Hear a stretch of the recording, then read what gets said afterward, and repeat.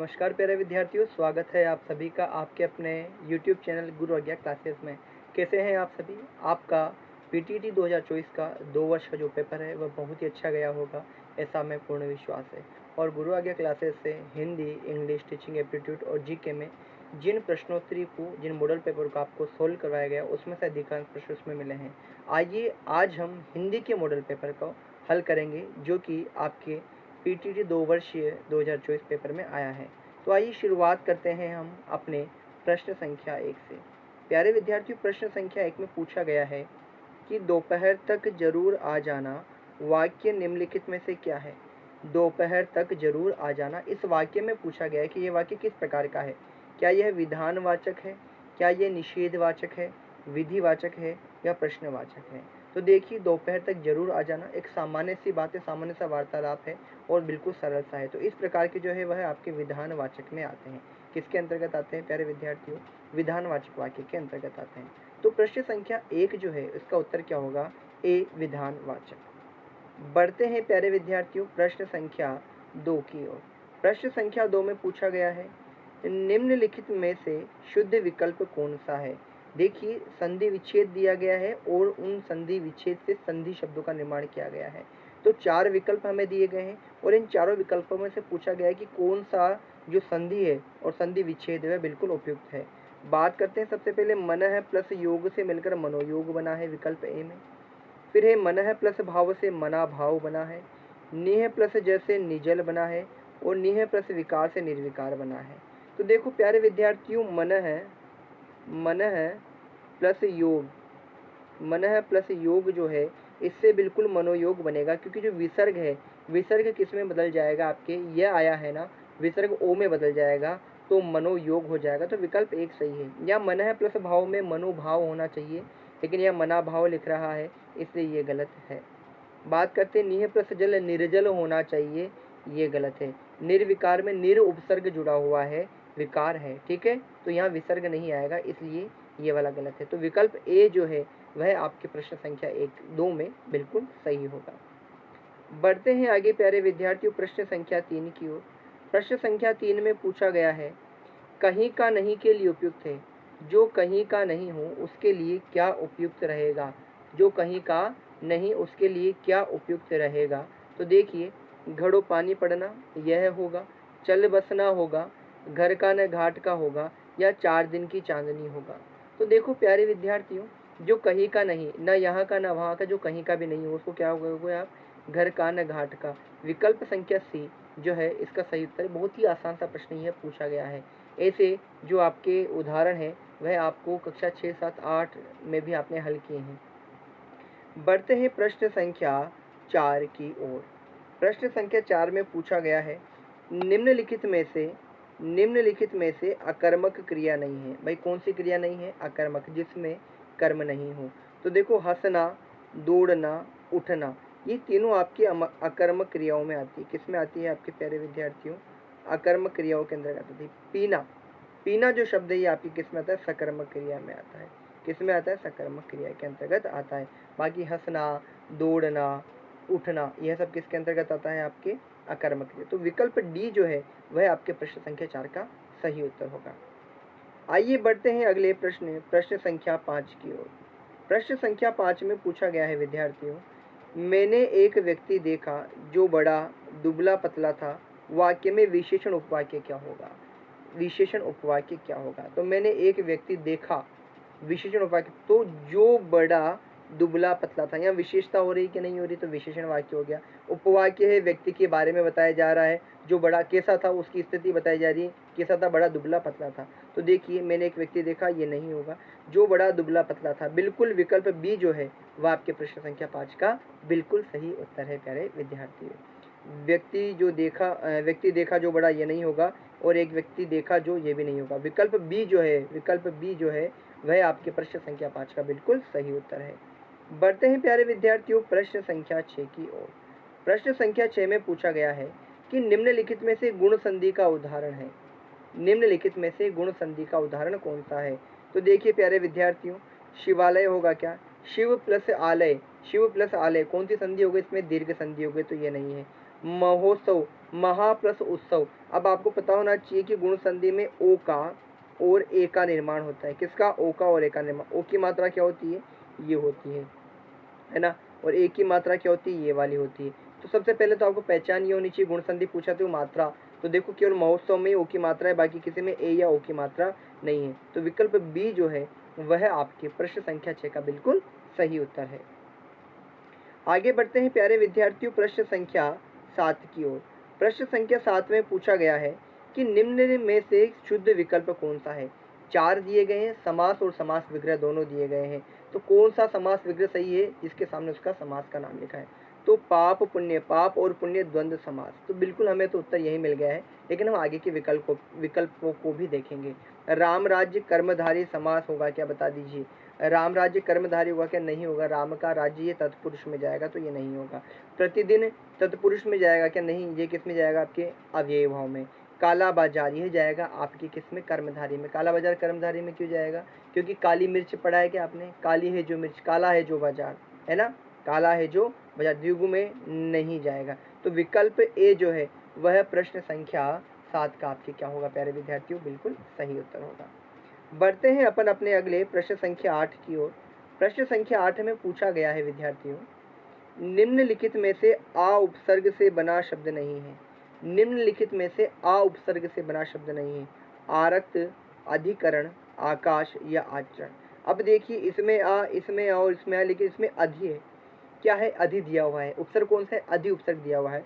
तो विकल्प बी जो है वह हमारे प्रश्न संख्या 8 का बिल्कुल सही उत्तर है। बढ़ते हैं प्रश्न संख्या 9 की ओर। प्रश्न संख्या 9 में क्या पूछा गया है कि तुच्छ व्यक्ति के साथ मित्रता नहीं निभती के लिए उपयुक्त क्या है? कौन सी इसमें लोकोक्ति या मुहावरा है जो उपयुक्त रहेगा किस वाक्य के लिए कि तुच्छ व्यक्ति के साथ मित्रता नहीं निभती? ओछे की प्रीत बालू की भीत होगा, यहाँ पे मिसप्रिंट है। ओस चाटे प्यास नहीं बुझती, एक तो करेला दूसरा नीम चढ़ा और ऊँट के मुंह में जेरा। तो देखो भाई, तुच्छ व्यक्ति के साथ मित्रता नहीं बनती, जिसका व्यवहार के साथ तुच्छ हो, हीनता का हो, गिरा हुआ। तो हीनता और ओछे का शब्द का प्रयोग करते हैं, है ना। तो उच्च व्यक्ति वही हो गया। प्रीत यानी प्रेम, बालू की भीत, है ना, बालू की भीत के बराबर है। किसी बराबर है? बालू यानी रेत की दीवार के बराबर है। बालू की जो रेत होती है वह समय तक टिकती है कि नहीं टिकती? तो तुच्छ व्यक्ति के साथ भी मित्रता नहीं निभती। यह विकल्प ए जो है वह आपके प्रश्न संख्या 9 का बिल्कुल सही उत्तर है। बढ़ते हैं प्यारे विद्यार्थियों प्रश्न संख्या 10 की ओर। आपका स्कोर क्लास के अंत में जरूर बताएं कि आपके इन 30 प्रश्नों में से कितने प्रश्न, माफ कीजिएगा, इन जो 50 प्रश्न हैं इनमें से कितने प्रश्न जो है वह आपके सही हुए हैं। आपका स्कोर हमें जरूर बताइए। प्रश्न संख्या 10 है विद्यार्थियों कि निम्नलिखित में से मिश्र वाक्य है। मिश्र वाक्य कौन सा है? उन्होंने कहा कि मैं निर्दोष हूँ, ये होगा। अच्छे लड़के परिश्रमी होते हैं, यह होगा। लोकप्रिय अभिनेता का सम्मान सभी करते हैं, यह होगा। या सूर्योदय होने पर कुहासा रहता है। तो देखो मिश्रित जो वाक्य है मैंने आपको बताया कि उसमें की आता है। अब कौन से में आता है? ये संज्ञा उपवाक्य में आता है। मैंने अपने पिछले मॉडल पेपर में यह बताया हुआ है, इस संबंध का वाक्य आपको बताया गया है।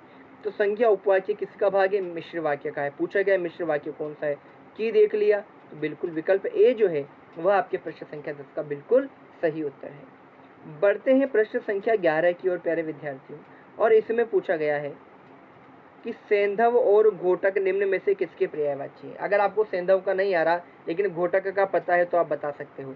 अनल नहीं होगा, वाजी, अक्षी या पीयूष। अक्षी आँख का होता है, पीयूष अमृत का होता है, अनल किसका होता है? अनिल यानी हवा, अनल यानी आग होता है। वाजी जो है वह किसका पर्यायवाची? घोटक का। किसका है? घोटक या घोटक का। तो विकल्प बी जो है वह आपके प्रश्न संख्या 11 का सही उत्तर है। आगे बढ़ते हैं दोस्तों प्रश्न संख्या 12। निम्नलिखित में से अशुद्ध विकल्प है। भाई अशुद्ध विकल्प कौन सा है? उगल देना का गुप्त बात प्रकट कर देना होगा क्या? बिल्कुल होगा। अब तब करना, बहाने बनाना, यह भी सही है। पूछा गया है अशुद्ध। अपने पैरों पर खड़ा होना, अपना काम निकालना, क्या यह होगा क्या? अपने पैरों पर खड़ा होना तो सफल होना होगा, अपना काम निकालना होगा क्या? यह क्या है? आपके अशुद्ध है। तो विकल्प आपके विकल्प संख्या सी जो है वह आपके प्रश्न संख्या 12 का बिल्कुल सही उत्तर है। अकल पर पत्थर पड़ना, बुद्धि भ्रष्ट होना, ये बिल्कुल सही है। तो विकल्प सी जो है वह क्या है? आपके अशुद्ध विकल्प है, और अशुद्ध विकल्प पूछा गया है इसलिए आंसर सी होगा। बढ़ते हैं प्यारे प्यारे विद्यार्थियों प्रश्न संख्या 13 की ओर। प्रश्न संख्या 13 में पूछा गया है, निम्न में से कौन सा शब्द सदैव बहुवचन नहीं है। भाई कौन सा ऐसा 4 विकल्पों में ऐसा विकल्प है जो हमेशा क्या नहीं रहता है, बहुवचन नहीं रहता है। तो भाई बताओ, नदी होगा, दर्शन होगा, समाचार होगा या हस्ताक्षर होगा। तो देखो, दर्शन, समाचार और हस्ताक्षर ये हमेशा बहुवचन में ही रहते हैं। किस में रहते हैं? हमेशा बहुवचन में ही रहते हैं। लेकिन नदी एक वचन और बहुवचन, एक वचन और बहुवचन दोनों में प्रयोग होता है। तो विकल्प ए जो है वह आपके प्रश्न संख्या 13 का क्या है, बिल्कुल सही उत्तर है मेरे प्यारे विद्यार्थियों। बढ़ते हैं अपने अगले प्रश्न संख्या 14 की ओर। प्रश्न संख्या 14 में क्या पूछा गया है कि निम्नलिखित में से अघोष वर्ण नहीं है। भाई निम्नलिखित में से अघोष वर्ण नहीं है, क, च, य और स। तो देखो भाई, क, च है ना, प्रथम दो है किस में आते हैं, अपने अघोष में आते हैं। लेकिन यह जो है ये किस में आता है, घोष में आता है। स, श, ऊष्म में भी किस में आते हैं आपके, बताओ भाई, घोष में, अघोष में आते हैं। यह किस में आता है आपके, घोष में आता है। किस में आता है, घोष वर्ण में आता है। तो विकल्प सी जो है आपकी प्रश्न संख्या 14 का बिल्कुल सही उत्तर है। बढ़ते हैं प्यारे विद्यार्थियों प्रश्न संख्या 15 की ओर। प्रश्न संख्या 15 में पूछा गया है, निम्न में से किस विकल्प के सभी शब्द शुद्ध है। शुद्ध पूछा गया है। भाई देखो, लक्षण सही लिख रहा है, व्यवहार सही लिख रहा है, वास्तव सही लिख रहा है। बूढ़ा में बड़े की मात्रा आती है, तो ये तो यहीं गलत हो गया। ग्रहिता सही है, ज्येष्ठ सही है, ददीची में ध के जो है आपके बड़ी की मात्रा आती है। क्या आती है, बड़ी की मात्रा आती है। तो यहाँ पर ये वाला भी गलत हो गया। द्वंद्व नुपुर में बड़े की मात्रा, ये गलत। तो विकल्प ए जो है वह आपके प्रश्न संख्या 15 का बिल्कुल सही उत्तर है विद्यार्थियों, ये ध्यान रखना। बढ़ते हैं प्रश्न संख्या 16 की ओर। 16वें प्रश्न में पूछा गया है, निम्नलिखित में से तासीर शब्द का समानार्थी शब्द क्या होगा। तासीर, देखो तासीर को ऐसे समझना कि आपने देखा होगा कि बड़े बुजुर्गों के मुंह से कि कोई भी ऐसी वस्तु है, जैसे कि अंजीर होती है, अंजीर को रात को पानी में भिगो कर सुबह खाया जाता है। क्यों खाया जाता है? क्योंकि उसकी तासीर, उसकी जो प्रकृति है क्या होती है, गर्म होती है। लेकिन पानी में रात भर भीगने से वह ठंडे तासीर को यानी प्रभाव को प्राप्त करता है। अब तासीर का अर्थ क्या हो गया, प्रभाव। तो देखो, ताबीज होगा क्या, नहीं। तिजोरी नहीं होगा। प्रभाव बिल्कुल सही होगा। तीक्ष्ण नहीं होगा। क्या होगा, विकल्प सी जो है प्रश्न संख्या 16 का बिल्कुल सही उत्तर होगा। बढ़ते हैं प्रश्न संख्या 17 की ओर। 17वें प्रश्न में पूछा गया है, निम्नलिखित में से शुद्ध अशुद्ध विकल्प पूछा है। क्या पूछा है विद्यार्थियों, अशुद्ध विकल्प। उपकार का अपकार सही है भाई। आदान का प्रदान, यह भी सही है। कोमल का प्रतिकूल, कोमल का क्या होगा, कठोर होगा। क्या होगा, कठोर होगा। तो यही क्या है, आपके अशुद्ध विकल्प है। तो विकल्प सी जो है वह आपके प्रश्न संख्या 17 का बिल्कुल सही उत्तर है। बढ़ते हैं प्रश्न संख्या 18 की ओर। 18वें प्रश्न में पूछा गया है, नरेश से बैठा नहीं जाता में है। नरेश से बैठा नहीं जाता है, यह वाक्य कैसा है। भाववाच्य है, कृतवाच्य है, कर्मवाच्य है या कृतकर्मवाच्य है। तो देखो बच्चों, बैठा नहीं जाता, असमर्थता जाहिर हो रही है। और जिस वाक्य में असमर्थता जाहिर होती है वह किसको, कौन सा होता है, भाववाच्य का होता है। कौन सा होता है, भाववाच्य का होता है। तो विकल्प ए जो है वह आपके प्रश्न संख्या 18 का बिल्कुल सही उत्तर है। बढ़ते हैं दोस्तों प्रश्न संख्या 19 में, और एक अनुच्छेद दिया हुआ है। अनुच्छेद है आपके, एक कश्मीर की कवियत्री है ललित जी, जो उनकी है। उसमें लिखा है कि 18वीं सदी पूर्वार्ध में लोगों का ध्यान ललित की कविताओं की तरफ गया। कहाँ गया, ठीक है, ललित की कविताओं की तरफ गया और फिर उनके संग्रह हुए। ललित की रचनाओं का पहला परिचय 1730 ईस्वी में लिखी गई पुस्तक तारीख कश्मीर में मिलता है। सबसे पहले जॉर्ज अब्राहम गियर्सन ने इस दिशा में महत्वपूर्ण कार्य किया। उन्होंने पंडित शास्त्री की सहायता से 106 वान एकत्र किए, उन्हें लल्यक वाणी में संपादित किया। यह पुस्तक रॉयल एशियाटिक सोसाइटी लंदन से प्रकाशित हुई। आर.सी. टेम्पल की पुस्तक दी वर्ड ऑफ लला की वाकों का गंभीर अध्ययन मिलता है। उसके बाद अनेक विद्वानों ने इस दिशा में क्या किया, प्रयास किया। मुक्त छंद होते हुए भी ललयुक्त है। तो भाई इससे संबंधित जो प्रश्न है वो आगे दिए गए हैं।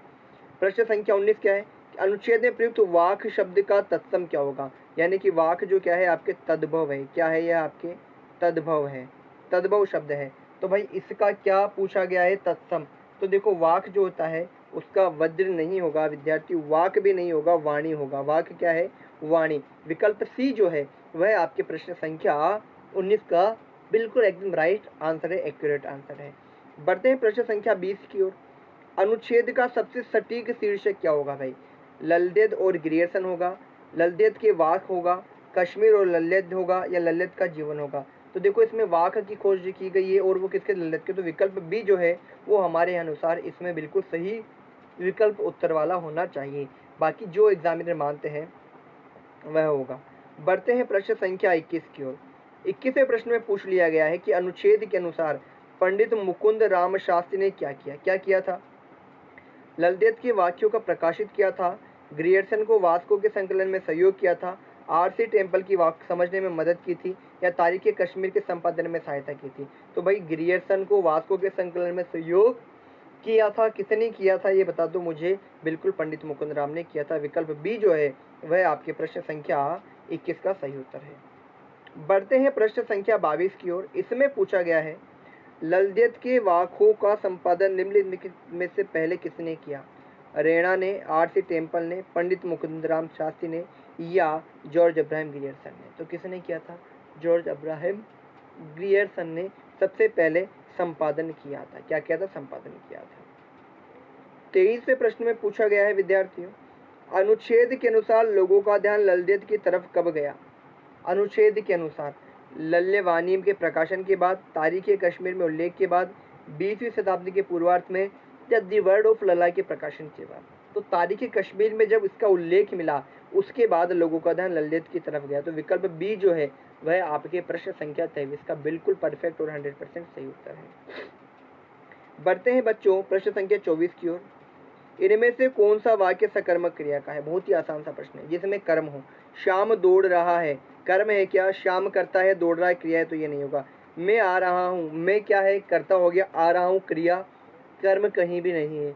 मोहन पेड़ देख रहा है, मोहन करता हो गया, पेड़ क्या हो गया, कर्म देख रहा है, क्रिया कर्म है। इसका मतलब विकल्प सी जो है वह प्रश्न संख्या 24 का बिल्कुल सही उत्तर होगा। सलीम हंस रहा है, हंसना क्रिया है, सलीम करता है, इसमें भी कर्म नहीं है, तो विकल्प डी में नहीं, विकल्प सी जो है वह प्रश्न संख्या आपके 24 का बिल्कुल सही उत्तर है। बढ़ते हैं प्रश्न संख्या 25 की ओर प्यारे विद्यार्थियों, कि दीर्घ संधि में संधि विच्छेद की दृष्टि से उपयुक्त उदाहरण। दीर्घ संधि, अब दीर्घ संधि में क्या होता है बताओ, बता दो। उपयुक्त उदाहरण इसमें अशुद्ध पूछा है भाई, है ना, प्रश्न पूरा नहीं छपाइए, अशुद्ध पूछा है। तो देखो आत्मा प्लस आनंद, आत्मानंद सही है। तो गदा प्लस आघात, गदाघात हो गया। वार्ता प्लस लाभ, तो देखो भाई यहाँ पे दीर्घ संधि का संधि विच्छेद, तो यहाँ पे आ के बाद क्या आ रहा है प्यारे विद्यार्थियों, लय आ रहा है, तो ये तो व्यंजन संधि का हो गया। क्या हो गया, व्यंजन संधि का हो गया। तो विकल्प सी जो है वह आपके प्रश्न संख्या 25 का सही उत्तर है। बढ़ते हैं प्रश्न संख्या 26 की ओर, 26। प्रश्न संख्या 26 में पूछा गया है विलोम शब्दों को दर्शाने वाला विकल्प नहीं है। विलोम शब्द, प्रसन्न का खिन्न सही विलोम है, आदान का प्रदान होता है, मधुर का सुमधुर नहीं होगा, मधुर का क्या होगा, कटुक होगा, कड़वा होगा, तो सुमधुर नहीं होगा। तो विकल्प सी जो है वह सही है, क्योंकि ये उपयुक्त विकल्प नहीं है जैसा कि प्रश्न में पूछा गया है। बढ़ते हैं प्रश्न संख्या 27 की ओर। 27वें प्रश्न में पूछा गया है व्यूह में संधि है, व्यूह में संधि है, वी प्लस ऊह से मिलकर के यह बना है, वी प्लस ऊह से मिलकर बना है, ई का क्या हो गया है, यहाँ पे यह हो गया है, और यह किस में होता है, आपकी यण संधि में। तो विकल्प बी जो है वह आपके बिल्कुल सही है। जैसा कि आपने न्यून में देखा है, नी प्लस ऊन से मिलकर न्यून बना है, उसी प्रकार वी प्लस ऊ से मिलकर व्यूह बना है। यण संधि का उदाहरण है भाई प्रश्न संख्या 27। बढ़ते हैं 28वें प्रश्न की ओर। 28वें प्रश्न में पूछा है अशुद्ध शब्द है कौन सा है चार में से, आनुपातिक सही है, ऐतिहासिक। ऐतिहासिक नहीं होता भाई, ऐतिहासिक होता है। क्या होता है, ऐतिहासिक होता है, ऐतिहासिक। तो विकल्प बी जो है वह प्रश्न संख्या 28 का सही है, क्योंकि अशुद्ध पूछा है। वैदिक और निरपराध बिल्कुल सही दिए गए हैं। बढ़ते हैं प्रश्न संख्या 29 की ओर। 29वें प्रश्न में पूछा गया है प्रिय विद्यार्थियों, कला प्रवीण शब्द में क्या समास है, कौन सा समास है। कला में प्रवीण, तो संबंध होगा, अपादान होगा, संबंध तत्पुरुष होगा, या अधिकरण होगा। तो देखो भाई में किस में आता है, संप्रदान में आता है, अपादान में, संबंध में, अधिकरण। अधिकरण में पेपर आता है क्या, संबंध तो काके की आता है। तो विकल्प डी जो है वह आपके प्रश्न संख्या 29 का बिल्कुल सही उत्तर है। 30वें प्रश्न की ओर बढ़ते हुए 30वें प्रश्न में पूछा है उल्टे छुरे मुंडना मुहावरे का अर्थ क्या होता है भाई। देखो उल्टा छुरा है, उससे आप दाढ़ी बनाओगे तो बनेगी क्या, उल्टे छुरे से नहीं बनेगी ना, तो वह क्या हो जाएगा, किसी को ठगना हो जाएगा ना। ये तो विकल्प ए जो है वह प्रश्न संख्या 30 का प्रश्न संख्या 30 का बिल्कुल सही उत्तर है। बढ़ते हैं प्रश्न संख्या 31 की ओर। 31वें प्रश्न में पूछा गया है, अपनी प्रशंसा करना क्या कहलाता है भाई? गले का हार, गाल फुलाना, गाल बजाना या गुलछर्रे उड़ाना? भाई क्या बनाता है? गले का हार, गाल फुलाना, अपनी प्रशंसा करना जो है वह क्या कहलाता है? आपके विकल्प सी होगा, गाल बजाना कहलाता है। प्रश्न संख्या 32 में पूछा गया है, चंद्रचूड़ शब्द में समास है। भाई चंद्रचूड़ जो शब्द है इसमें कौन सा समास है? अव्ययी भाव होगा, बहुव्रीहि होगा, द्वंद्व होगा या कर्मधारय? तो चंद्रचूड़ जिनके जूड़े पर चंद्रमा विराजमान है, कौन? भगवान शिव। अन्य अर्थ दे रहा है, तीसरा अर्थ दे रहा है, वह किस में आता है? आपके बहुव्रीहि समास में आता है। तो विकल्प बी जो है प्रश्न संख्या 32 का सही उत्तर है। 33वें प्रश्न की ओर बढ़ते हुए हम, इसमें पूछा गया है कि वह जो शीघ्र उत्तर देने की बुद्धि रखता है क्या कहलाता है? लब्ध प्रतिष्ठ, विशेषज्ञ, प्रतिपन्नमति या व्याकरण? तो प्यारे विद्यार्थियों, जो शीघ्र उत्तर देने की बुद्धि रखता है वह प्रतिपन्नमति कहलाता है। विकल्प सी जो है वह प्रश्न संख्या 33 का बिल्कुल सही उत्तर है। बढ़ते हैं प्रश्न संख्या 34 की ओर। 34वें प्रश्न में पूछा गया है, खल शब्द का अनेकार्थी नहीं है। भाई खल शब्द राष्ट्र, बर्बाद, खरल या धतूरा? तो भाई तीनों का अर्थ खल होता है, लेकिन बर्बाद का अर्थ खल नहीं होता। बर्बाद जो है वह खल का अनेकार्थी नहीं है, इसलिए विकल्प बी जो होगा वह प्रश्न संख्या 34 का बिल्कुल सही उत्तर है। बढ़ते हैं प्रश्न संख्या 35 की ओर। किस विकल्प में सब परस्पर पर्यायवाची नहीं है पूछा है? क्या है? नहीं है। सुर, देव, निर्जर ठीक है। अनि, कटक ये सेना के होते हैं। अराती, अराती कहते हैं शत्रु को। तो भाई शत्रु हो गया, यहाँ सेना का है, तो विकल्प बी जो है, क्योंकि इसमें सभी पर्यायवाची क्या नहीं है? एक नहीं है, अलग अलग है, इसलिए विकल्प बी जो है प्रश्न संख्या 35 का सही उत्तर होगा। बाकी नारी, दारा, वामा ये स्त्री के हैं, कांत, वरनाथ ये पुरुष के हैं। अगला प्रश्न संख्या 36 है। 36वें प्रश्न में पूछा गया है, यण संधि से बना शब्द है। यण संधि से, अब देखो यहाँ पे औ आ रहा है, यहाँ पे आय आ रहा है, यहाँ पे अर आ रहा है। अर गुण संधि का, आय अयादि संधि का, औ कौन सा है? आपके औ किसमें हो गया? आपके वृद्धि संधि का हो गया। लेकिन अनुवेशन, अनु प्लस एषण से मिलकर के बना है। अनु प्लस एषण से मिलकर के बना है, यह आपकी यण संधि का उदाहरण हो जाता है। तो विकल्प ए जो है वह प्रश्न संख्या 36 का बिल्कुल सही उत्तर है। बढ़ते हैं प्यारे विद्यार्थियों 37वें प्रश्न की ओर। 37वें प्रश्न में पूछा गया है, अशुद्ध वाक्य है। उसके सिर में घने बाल हैं, अपने से बेर अच्छा नहीं, वहाँ आंखों का मुफ्त ऑपरेशन होगा, मैंने पत्ते को बहते हुए देखा। तो भाई पत्ते को बहते हुए देखा नहीं होगा, मैंने पत्ते बहते हुए देखे। क्या होगा? मैंने पत्ते बहते हुए देखे, मैंने पत्ते बहते हुए देखे। तो विकल्प डी जो है वह आपके प्रश्न संख्या 37 का सही उत्तर है, क्योंकि यह वाक्य अशुद्ध है। यहाँ क्या आएगा? मैंने पत्ते बहते हुए देखे। बढ़ते हैं 38वें प्रश्न की ओर। पावस का अर्थ वर्षा ऋतु है, तो पायस का अर्थ क्या होगा? भाई पायस का ये प्रश्न करवाया गया है, कीचड़ होगा, खीर होगा, पंख होगा या कमल होगा? तो पायस किसको कहते हैं? हम खीर को कहते हैं। किसको कहते हैं? खीर को कहते हैं। तो विकल्प बी जो है वह प्रश्न संख्या 38 का बिल्कुल सही उत्तर है। बढ़ते हैं 39वें प्रश्न की ओर। चरण कमल बंदो हरिहाई पंक्ति में अलंकार है। भाई सिलेबस में अलंकार नहीं है, लेकिन दे दिया चरण कमल। अब चरण कमल से आपको पता लग जाना चाहिए कि ये किसका है? आपकी कर्मधारय है। उपमेय उपमान, तो उपमेय उपमान जो है वह आपके रूपक में भी काम में आते हैं। किसमें? रूपक में भी आते हैं। तो विकल्प सी जो है वह आपके प्रश्न संख्या 39 का बिल्कुल सही उत्तर है। बढ़ते हैं अगले प्रश्न संख्या 40 की ओर। वे क्रियापद जो संज्ञा, सर्वनाम, विशेषण आदि से बनते हैं, तो भाई ऐसे क्रियापदों को हम नाम धातु क्रिया कहते हैं। कौन सी क्रिया कहते हैं? नाम धातु कहलाते हैं। क्या कहलाते हैं? नाम धातु कहलाते हैं। तो 40वें में क्या आ गया? सी आ गया। 41वें प्रश्न को देखिए, पृथ्वी का पर्यायवाची नहीं है। क्षिति बिल्कुल है, धरा बिल्कुल है, वसुधा बिल्कुल है, लेकिन शेल, शेल नहीं है। शेल पर्वत को कहा जाता है, शेल या पर्वत की पुत्री, हिमालय की पुत्री। तो विकल्प डी जो है वह प्रश्न संख्या 41 का सही उत्तर है। 42वें प्रश्न की ओर बढ़ते हुए, हिमकर का पर्यायवाची नहीं है पूछा है। भाई हिमालय हिमकर है, अंशुमाली, अंशुमाली सूर्य को कहते हैं। किसको कहते हैं? सूर्य को कहते हैं। तो विकल्प बी जो है वह आपके प्रश्न संख्या 42 का बिल्कुल सही उत्तर हो जाएगा प्यारे विद्यार्थियों। 43वां प्रश्न में पूछा गया है, तुमने कहा होगा वाक्य दर्शाता है। तो भाई तुमने कहा होगा बात हो चुकी है, क्या होगा? पूर्ण भूतकाल। विकल्प बी इसमें होगा। क्या होगा? विकल्प बी इसका बिल्कुल सही उत्तर होगा। अगले 44वें प्रश्न में देखते हैं, अत्युक्ति शब्द में उपसर्ग है। अति प्लस युक्ति या अति प्लस उक्ति से मिलकर के बना है। अति प्लस उक्ति से मिलकर के यह बना है। तो इसमें अति उपसर्ग लगा है, विकल्प सी देख लो भाई, विकल्प सी इसका बिल्कुल सही उत्तर है। 45वें प्रश्न की ओर बढ़ते हुए, दुगुना और चौगुना शब्द किस प्रकार के विशेषण है? तो आवृत्ति हो रही है, क्या हो रही है? आवृत्ति। तो आवृत्ति वाचक, विकल्प सी जो है वह प्रश्न संख्या 45 का बिल्कुल सही उत्तर है। 46वें प्रश्न की ओर बढ़ते हुए, बच्चों के लिए बाजार से कुछ ले आना वाक्य किस प्रकार के सर्वनाम का दर्शाता है? तो भाई देखो, सर्वनाम तो क्या है, कुछ, और कुछ कैसा है? अनिश्चयवाचक सर्वनाम। विकल्प डी देख लो, तो अनिश्चयवाचक सर्वनाम की श्रेणी में ही है, आएगा प्रश्न संख्या 46।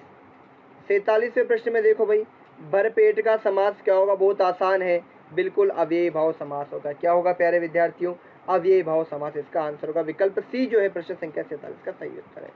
48वें प्रश्न में देखिए, निरपेक्ष न्याय करना के लिए लोकोक्ति है। भाई निरपेक्ष बिना किसी पक्ष को लिए, आप भला तो जग भला नहीं होगा, जैसी करनी वैसी भरनी यह भी नहीं होगा, खगी जाने खग की भाषा भी नहीं, लेकिन दूध का दूध पानी का पानी कर देना, यानी बिल्कुल सबको अलग अलग निरपेक्ष रूप में न्याय करना, विकल्प डी जो है इसका सही आंसर है। 49वें प्रश्न की ओर बढ़ते हुए, बलिवर्द शब्द का, बलिवर्द किसको कहते हैं? बिल्कुल ठीक है, बिल्कुल हाँ भाई, बेल को ही बलिवर्द कहा जाता है। बलिवर्द तत्सम है और बेल क्या है? आपके तद्भव है। अंतिम 50वां प्रश्न, विशेषण से बनी भाववाचक संज्ञा है। भाई विशेषण से बनी भाववाचक, पंडिताई, यह तो संज्ञा से, कठोरता, दौड़ और निजत्व। निजत्व क्या है? आपके निजत्व आपके सर्वनाम से, दौड़ आपकी क्रिया है, कठोरता जो है कठोर विशेषण शब्द से बनाए, तो विकल्प बी जो है वह प्रश्न संख्या 50 का सही उत्तर है। तो मेरे प्यारे विद्यार्थियों, आज हमने आज की कक्षा में पीटीटी 2024 का हिंदी का मॉडल पेपर सोल्व किया है। आपकी कितनी हिंदी में 50 में से प्रश्न सही है, कमेंट बॉक्स में करके बताइए। कोई प्रश्न में आपको संशय तो बताइए, बिल्कुल हम उसमें सुधार कराएंगे अगर आपको लगता है। मिलते हैं अपनी अगली कक्षा में, तब तक के लिए राधे राधे, धन्यवाद दोस्तों।